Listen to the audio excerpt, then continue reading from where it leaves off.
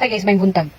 So, tagaan na to, critics ka to itong nahitabo sa katong vlogger nga na prostrate tungod kay gi-chip siya sa iyaha bana. Nga, ang pangalan sa bana kay si Patrick. Sige, mga unta anyway. Dong Patrick.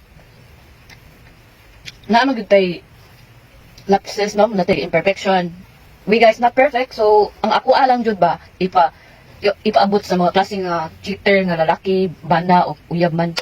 You guys know nga nang mabuhat sa partner, mabuhat sa mga asawa or sa mga uyab nga babayi nga nang mag-cheat ang mga babayi. It's because ni-reflect repod ang iyong binuhatan sa amua guys. Tuntuha jud kanang nanadyo trust issue, dili na lang magminyo, dili na lang musud og commitment.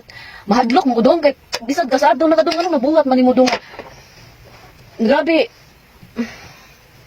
Imong gipanguyaban dong. Pila ka buwan ka nag-effort para masugton ka tapos nag-uyab mo pila ka tuig dinidagan og taas pagid tuig dinipropose kang kasan, etc. Tapos mentor kasi ang kinabuhi, nahimo kang kapika sa iyang kinabuhi, nahimo kang partner sa imong asawa og karon nganong ni cheat man ka dong. Unsay rason dong nganong mahadlok og magbinyo dong? It's because the traumatizing stuff na naa sa mga prinsipyo sa lalaki. Isura sabton bitaw, nagpakasal. Pero nang cheat og lain. Di jud makontrol, di makontrol. Mangita laig putahi sa uban do. Wa nakita niyo sa imong parehara man ang tawo na putahi ay tawo. Isura bitaw no. Isud guys na siguro kung di mo makontrol ang biga sa tao ba. You should know your responsibility, your discipline ba nga isip lalaki.